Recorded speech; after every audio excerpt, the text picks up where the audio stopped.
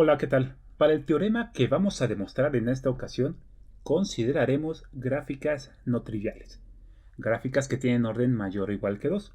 El teorema dice que una gráfica es bipartita si, y solo si, esta gráfica no contiene ciclos de longitud impar. Para la demostración, vamos primero a recordar que una gráfica es bipartita si por ahí existen un par de subconjuntos de los vértices de G que son no vacíos, de tal manera que su unión es el total de los vértices que tiene la gráfica y su intersección sí es vacía.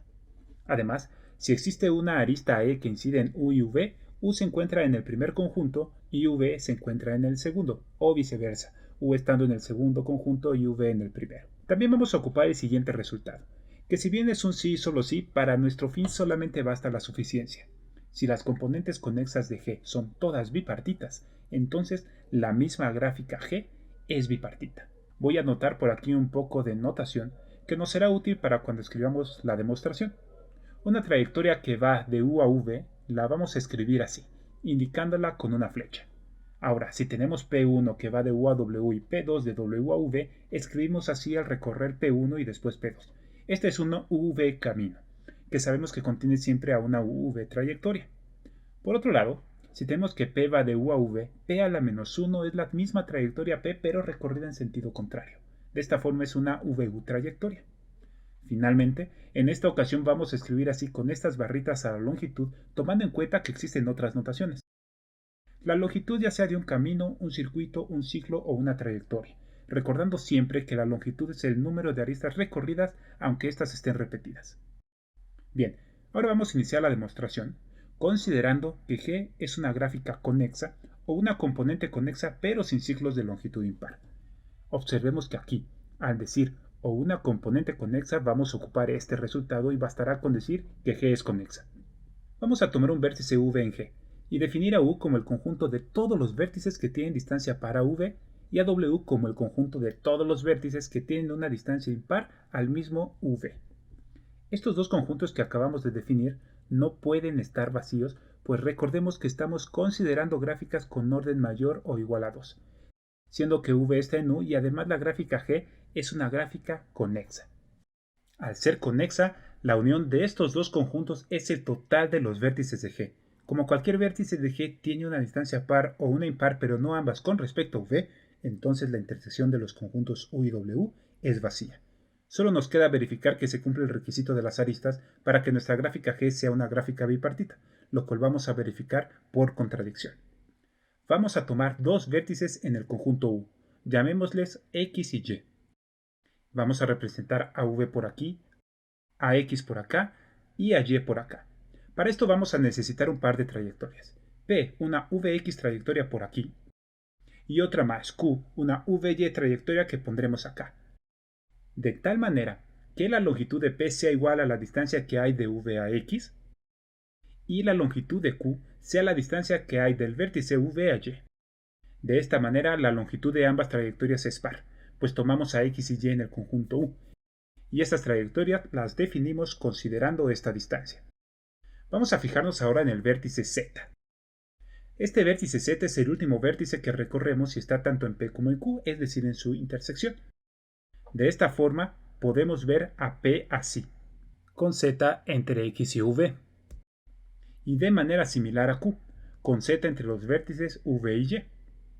A la primera parte de P, la que va desde V hasta el vértice Z, vamos a llamarle P1. P1 estaría por aquí. Y a la parte que va desde Z hasta X le llamamos P2, esta de por acá. Tenemos aquí a P1 y a P2.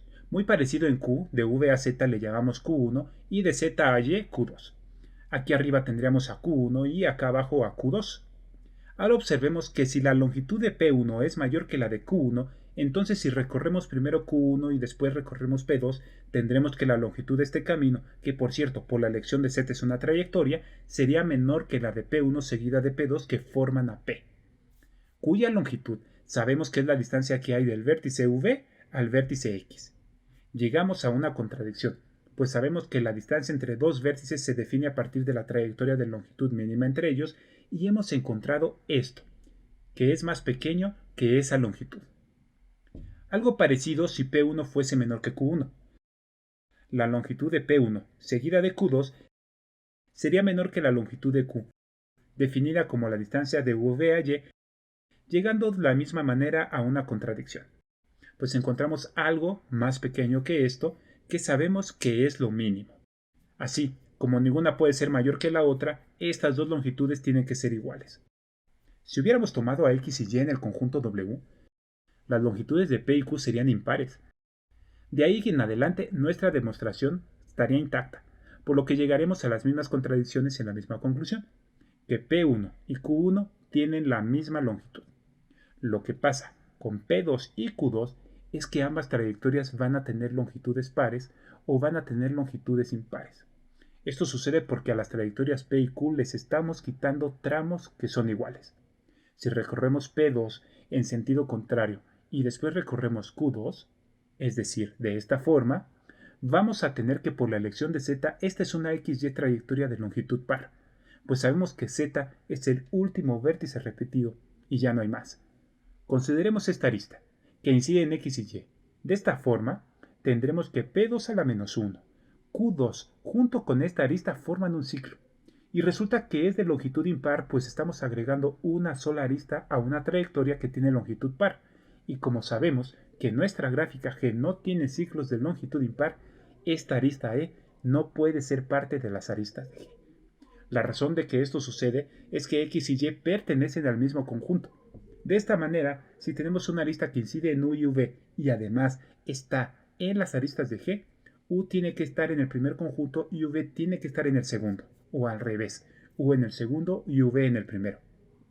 Con lo que acabamos de encontrar y con lo que sabemos desde el inicio de nuestra demostración respecto a los conjuntos U y W, G es bipartita y hemos terminado la primera parte de la misma. Lo que resta de la demostración también vamos a hacerlo por contradicción y vamos a considerar a G bipartita. Entonces, sabemos que los vértices de G se pueden ver como la unión de dos de sus subconjuntos, de tal forma que su intersección es vacía. Además, cualquier arista de la gráfica va a tener un vértice en uno de estos conjuntos y el otro vértice en el otro conjunto. Ahora vamos a suponer que tenemos un ciclo con los vértices de esta manera. Por ser ciclo, este último vértice y el primero son el mismo. Supongamos además que la longitud de este ciclo es impar. Si tenemos que el vértice V1 pertenece a U, entonces V2 pertenece a W, V3 a U y así sucesivamente. De esta forma, los vértices V y pertenecerían a U si I es impar o a W si I es par. Como N es impar, porque así tomamos la longitud del ciclo, podemos deducir que entonces N más 1 es par. De esta forma, el vértice Vn más 1 pertenece a W. Esto es una contradicción, pues estamos diciendo que el vértice Vn más 1, que es el mismo que V1, pertenece a U, pero también pertenece a W. Esto no puede pasar porque sabemos que la gráfica G es bipartita y que la intersección de los conjuntos U y W es vacía. Si consideramos ahora que V1 está en W, entonces los demás vértices van a estar en U si I es par, o en W si I es impar. De esta manera, podríamos concluir que el vértice Vn más 1 pertenece a U, llegando una vez más a una contradicción, pues otra vez estamos diciendo que V1 pertenece tanto a U como a W. Las contradicciones se dan al decir que n más 1 es un número par, por lo que n no puede ser impar. Esto a su vez se dio al suponer que la longitud del ciclo es impar, lo cual no puede pasar dentro de la gráfica G. Por lo tanto, G no tiene ciclos de longitud impar. Así hemos terminado nuestra demostración.